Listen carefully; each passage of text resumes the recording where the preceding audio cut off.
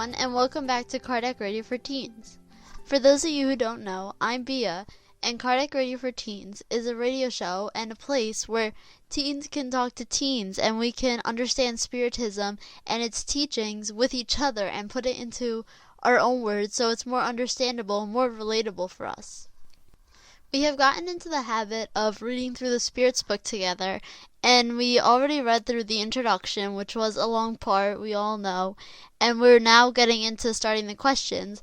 So last week we left off with the first two sections of Chapter 2, so today we'll start off on the third section of Chapter 2. And this section is titled The Properties of Matter, and the second chapter, it is titled The General Elements of the Universe. So we'll start off with Section 3, which starts with question 29. Is ponderability an essential attribute of matter? Of matter as you understand it, yes, but not of matter considered as the universal fluid. The ethereal and subtle matter that forms this fluid is imponderable to you, and yet it is the very principle of your ponderable matter. First off, for those of you who may not know, I would just like to go over again how the book is formatted. What happens in the book is that there's a question that's proposed by Humans by Allan Kardec, and then the question is in italics, which is the number of the question. When I say question 29, then there's the question, and then in quotations, it's what the spirits answered.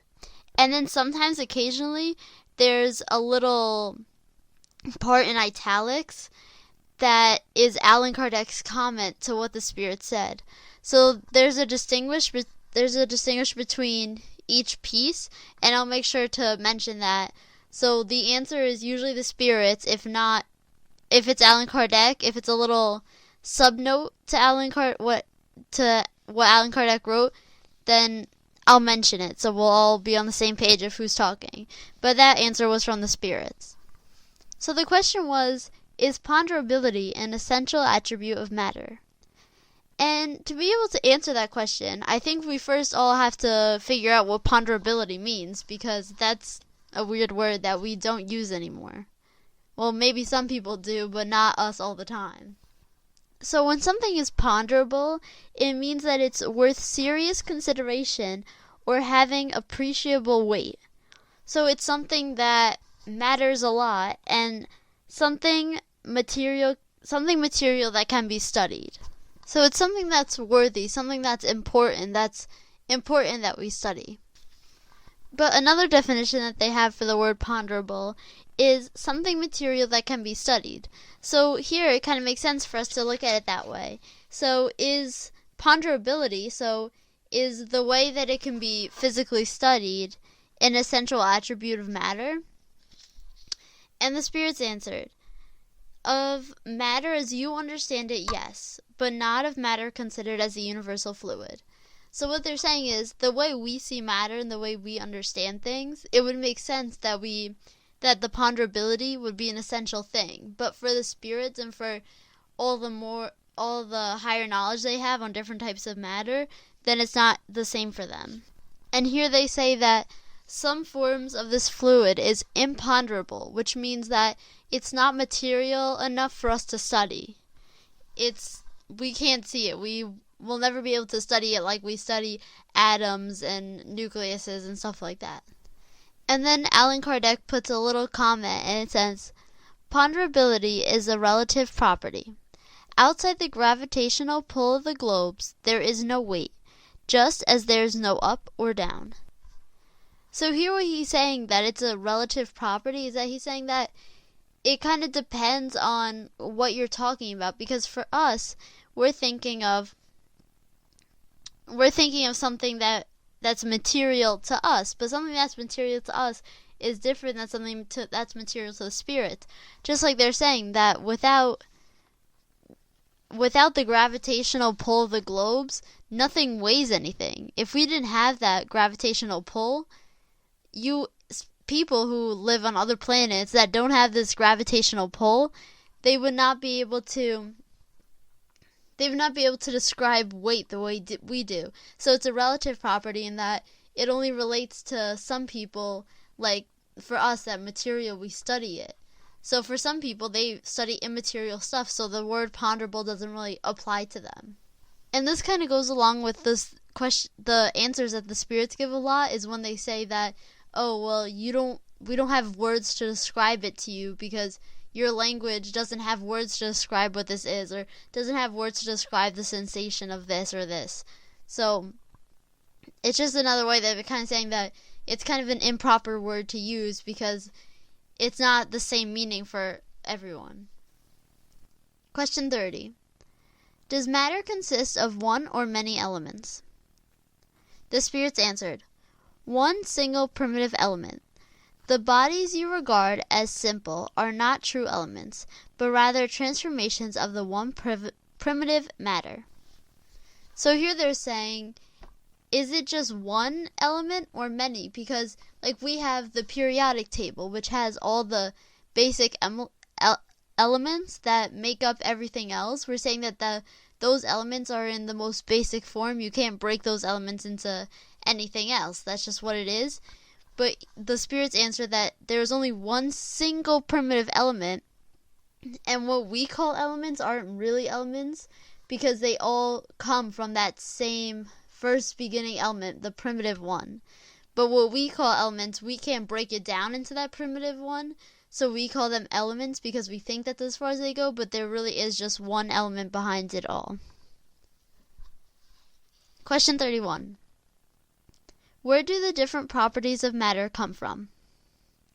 The spirits answered, from the modifications that the elementary molecules undergo as a result of their combining under certain conditions. So here they're asking, so if it's all one element, one thing, why are there different forms of it, different properties?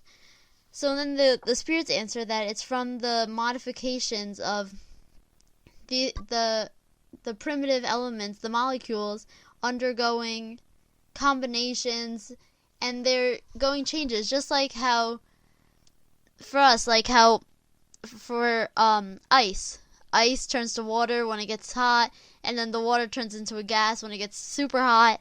So it just changes because the molecules are undergoing a change. They're getting cold, they're getting hot, so they're changing. So it's the same thing with the primitive element and those molecules. They're just in different conditions, so they turn into different things. 32.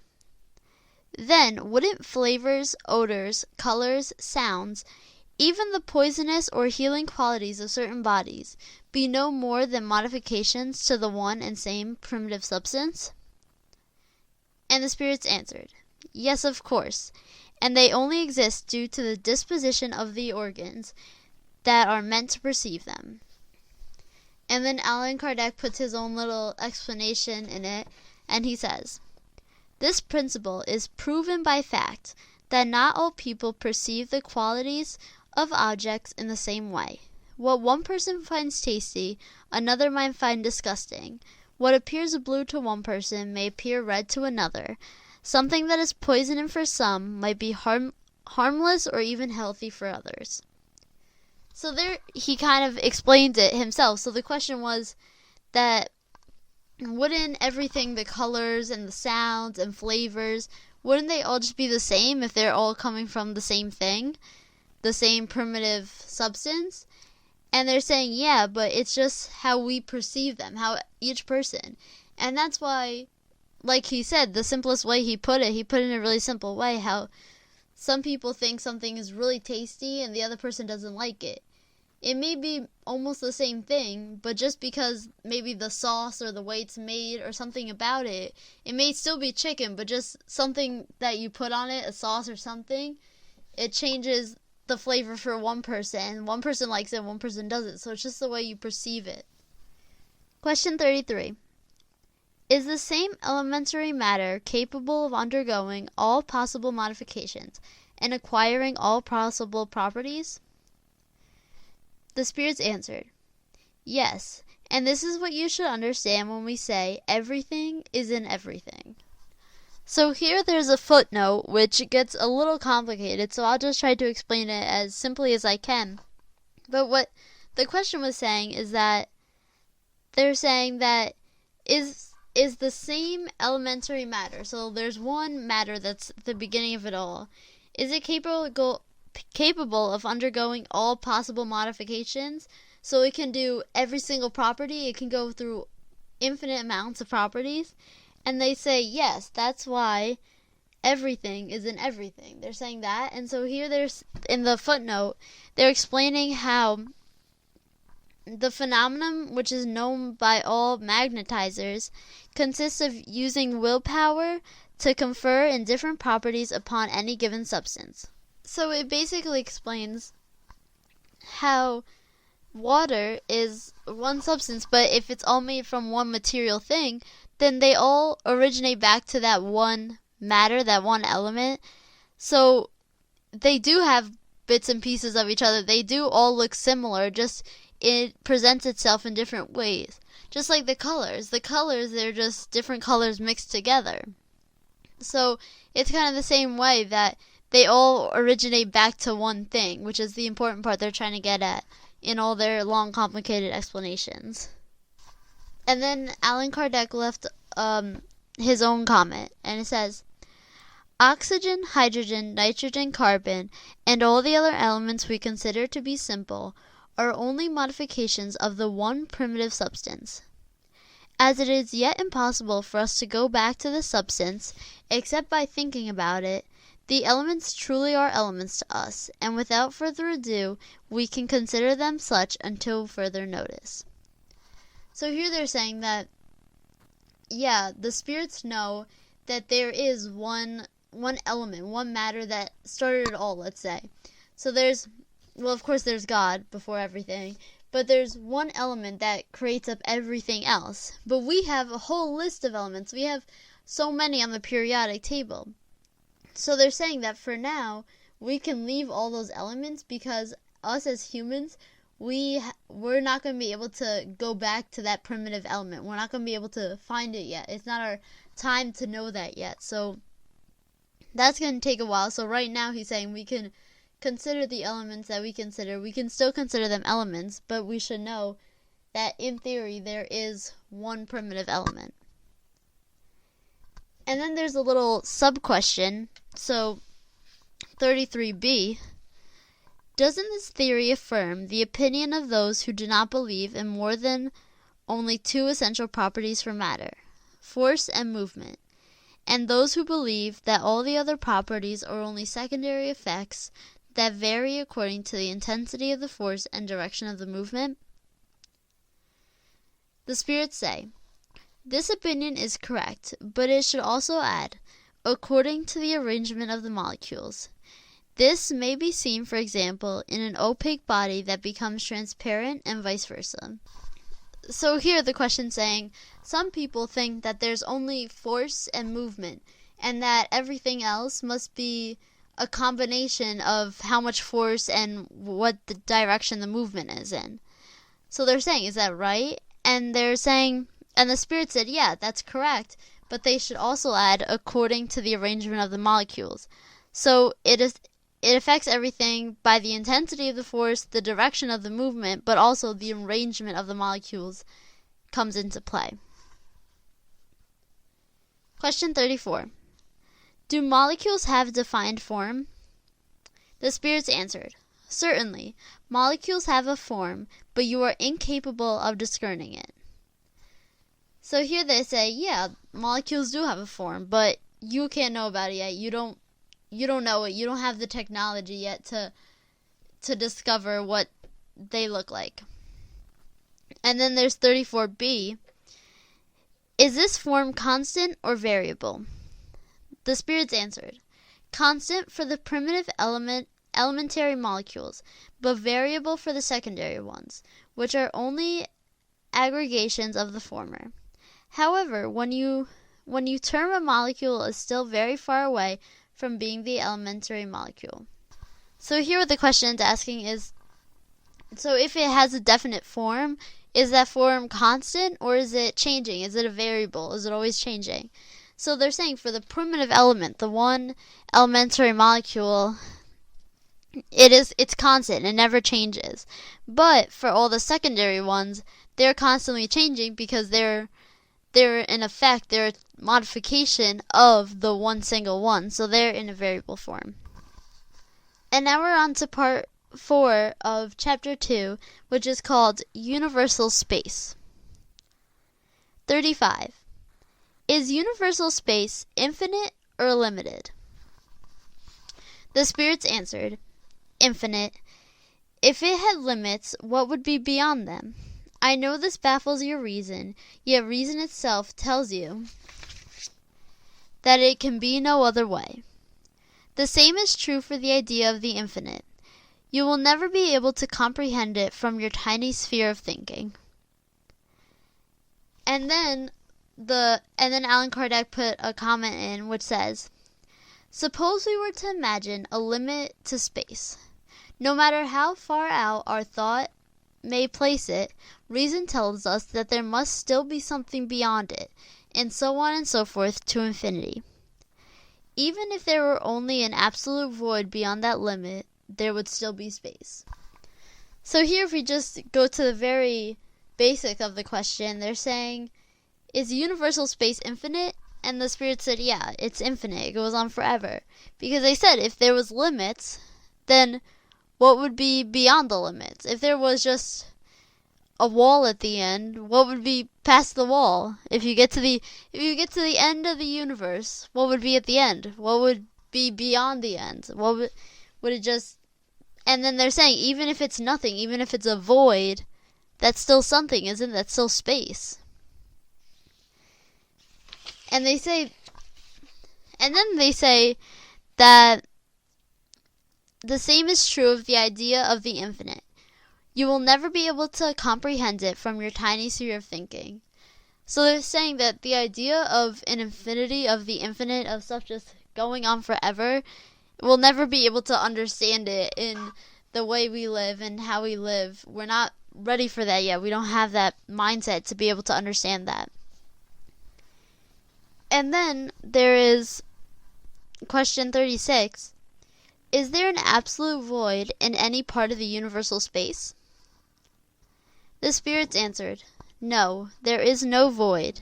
What appears to you to be a void is actually occupied by matter that cannot be detected by your senses or instruments.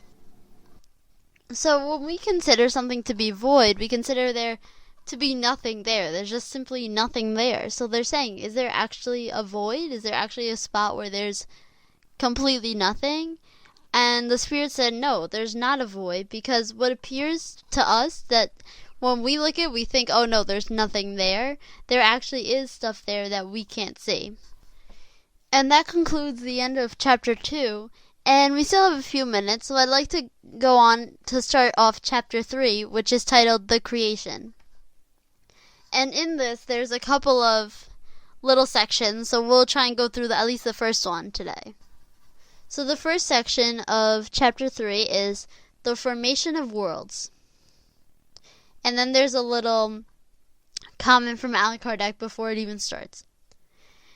The universe is comprised of infinite number of worlds we can see and those we cannot see, all animated and inanimate beings, all the heavenly bodies moving through space, and all the fluids that fill space.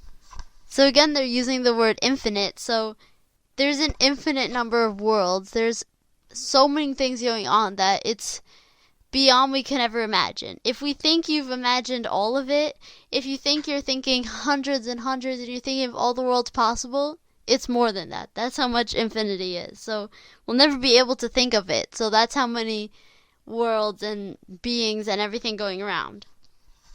So question 37. Was the universe created, or has it existed from all eternity like God? The spirits answered, obviously, the universe did not create itself, and if it has existed for all eternity like God, then it could not be God's work. And then Allan Kardec put his little comment saying, reason tells us that the universe cannot possibly have created itself, and since it cannot possibly be the work of chance either, it must be the work of God. So here, because before in previous chapters we determined that God was the first thing. There was nothing before God.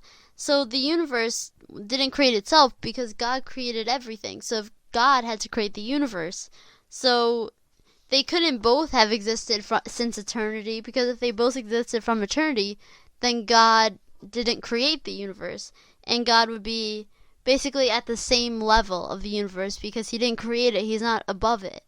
So they're saying that obviously it did not create itself, so it was created by God, so it hasn't been for eternity. Question 38. How did God create the universe? The spirits answered, to borrow a well-known expression, by the divine will. Nothing can better portray that all-powerful will than those grand words from Genesis. God said, let there be light, and there was light. First off, the question, how did God create the universe? It's already a question like, oh my God, why are you even asking that? Because how complicated must the answer to that be? Creating a universe isn't creating a science project, and even that's hard to explain how you made it. So how in the world were they going to explain how God was able to create the universe? And so what they used instead, they said a quote from the Genesis, which said, God said, let there be light, and there was light. So it just basically they're giving us in a simple form to not really question it. They're saying it just happened. God just is. He said, let there be light, so it happened. And basically that's the explanation they're going to give us, because we know creating the universe must not be a simple task. Question 39. Can we know about the way in which worlds are formed? The spirits answered, all that we can say, and the only thing you can comprehend, is that worlds are formed by the condensation of the matter scattered throughout space. So they're saying, how are worlds formed? And for one thing for us to understand is condensation. And a whole bunch of us learn this in science when we're in like 3rd grade.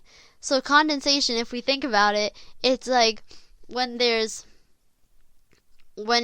humid and sticky out, or when there's dewdrops on the grass, because it condensed. So the water in the air turned into little dewdrops, little like rain, basically. It turned into water. So they're saying that like it's something we can't see. The water in the air, we don't see it. And then when it condenses, it turns into this little raindrop, a little dewdrop. So that's kind of how they're saying, comparing how the worlds were made, that there was matter scattered through space that we probably couldn't see, and then when they condense it, when they make it into that dewdrop, then it makes a world. Question 40. In accordance with current beliefs, are comets a commencement for the consideration of matter and worlds in the course of formation?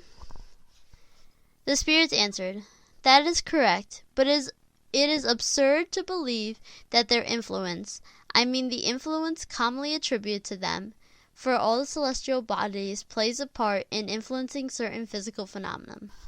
So here they're saying that, so some people believe that comets, when you see a comet, a rock basically in space, a huge rock, then they're saying that it's the beginning of that condensation, that making it into a dewdrop.